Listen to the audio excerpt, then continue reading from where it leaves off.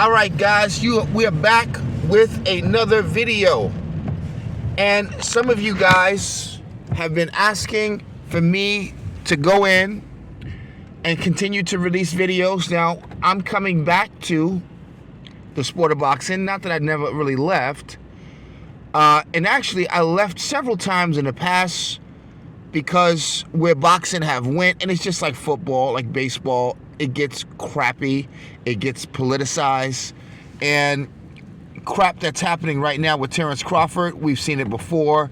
The pundits, the people who are ex-fighters weighing in, and all of the dirty politics, Barkley, Stephen A whole bunch of the crap that comes with this sport, unfortunately. Now, guys, I dropped a bombshell, and I'm still waiting for people to soak that up, because a lot of people don't realize exactly what's going on, that this was never, ever going to be a fight that happened. I'm going to say that again. We all got screwed in our buns, okay? And believe it or not, Al Heyman knew that the fight with Terrance Crawford was not going to happen. Al Heyman knew that. And I'm going to tell you why. See, most of us don't listen to the devil and the details. We just listen to what we want to hear. Now, let me ask you a question. How many people, including Mayweather, have you ever heard talk about they walked up in Al's office and told Al this, that, and the third? Nobody. Okay? Now, Adrian Broner talking about Terrance Crawford is Snoop Dogg.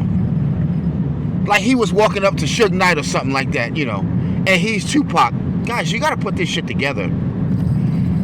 What did you know about Death Row? Death Row had a lot of bull crap going on. People were going to jail. People were getting shot, stabbed, killed. It was just a very chaotic environment. There were many movies and documentaries made. A lot of people lost their lives. A lot of skeletons and bodies buried. A whole bunch of crap. I don't know how Adrian Broner saw BLK Prime as the new Death Row and actually thought that was a good thing. Now, I knew the fight wasn't going to happen. Everybody's acting like they were blindsided, and you were not blindsided. The only one I believe that was blindsided was Errol the Truth Spence Jr. And to this day, hopelessly, like Morpheus, who believed in Neo even if he would kill himself, as the Oracle said, Spence blindly believes that he can obtain that fourth strap. He should be able to. And the WBO should step in. But guess what? Spence, unless Terrance Crawford is stripped or beat, will never become the undisputed welterweight at this time. I'm going to tell you something. Mayweather, as much as I hate to say it, he knew that the fight wasn't going to happen. Not because he was in negotiations, no. Not because he knew that the money wasn't there, no. Or that they didn't tour enough yet. That was not it. Don't let him lie to you. Mayweather knew that the fight was not going to happen because he knew, and he spoke to Terrance and told Terrance that he should never, ever, ever, ever, ever, ever take this fight under any circumstances. We will never surrender that belt to Errol the Truth Spence Jr. He made that pact with Mayweather, and in a lot of ways, he's allies with Mayweather. Okay? Mayweather was smoked out and forced by the media once they turned on him because Pacquiao wanted that fight.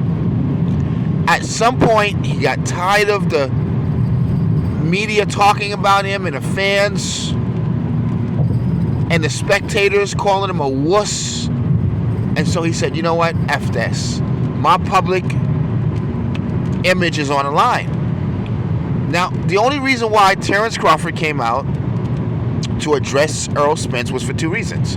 For clout, to build for the David Avanesian fight.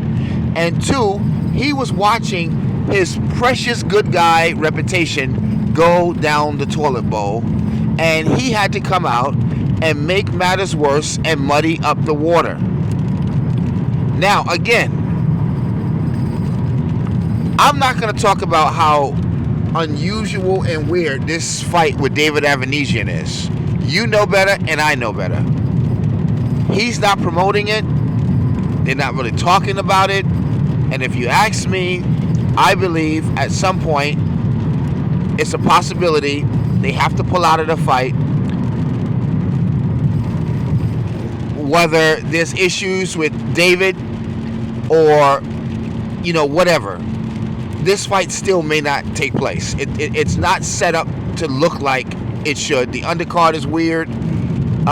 So, again, this was all staged. Terrance Crawford, again, had no intentions from day one of fighting Errol Spence Jr., and he never will. And I hate to sound negative and sound like, God, just keep your fingers crossed. I'm not playing that game. That is why I know for a fact, from the horse's mouth, Bob Arum, I know for a fact, was working with Al Heyman. He was working with Showtime and Eddie Hearns. Because don't think Eddie ain't in the loop. And it was working with the sanctioning bodies, and everybody was on board that next year, which was 2021, in 2022, we're going to build a fight with Errol Spence. Deal? Deal. Everything was in play. 2020. Going into 2021. Everything was in play. All of a sudden, they went in panic mode. Because once Terrance Crawford figured out that, and I'm going to tell you how he figured out, that they were building the fight, Al Bundy was in on it because he gonna get paid. He ain't got no goddamn belt, bitch. I ain't got no belt in this shit, nigga. Y'all niggas do that shit. I'm like the white man on in football and basketball. I don't do that. That's you niggas do that, not me, right? So Al was in on it, and you ain't gonna believe how the Terrance Crawford found out he was gonna get backdoored. Showtime, they was in on it. They said, come on, and this is not bad. They was doing this for the fans. Eddie Hearns would say, yeah, we'll work on it, Golden Boy. Everybody would work, the media, the press, to get this to happen. Everybody was in on it. Timothy Bradley, Terrance Crawford didn't know, and Earl didn't know. Then at some point, Earl was put in the loop, and he kept his mouth closed because they trust Earl. So you might say to yourself, well, how did Terrance Crawford find out? How did Terrance Crawford get wind that all of them was going to backdoor him and force him? Because again, he was never going to fight Spence. The idea was to make you believe that, and as long as Bob Arum would go along with it and make it seem like the PBC was ducking him, he's got a belt, there's nothing he can do about it, we would continue to spectate. But there was a backdoor also happening, just like when Rap-A-Lot came together and they were trying to pull in Bad Boy and Rockefeller Record and No Limit and all these record labels and Murder Inc. to do a distributing deal. And like they said Jay-Z backdoored them. I don't know about all that, but guess who backdoored this deal? Floyd Money Mayweather. Because see, I'm your partner now, but child, you talking about him doing something that I ain't even got none of it done. So that's where Mayweather and Crawford got together. Once Crawford got wind of it, he left Bob Arum and he tried to sue him. But he couldn't put that on the table because he couldn't tell that Mayweather was the one that told him that they're going to backdoor you. We're going to talk about this even further.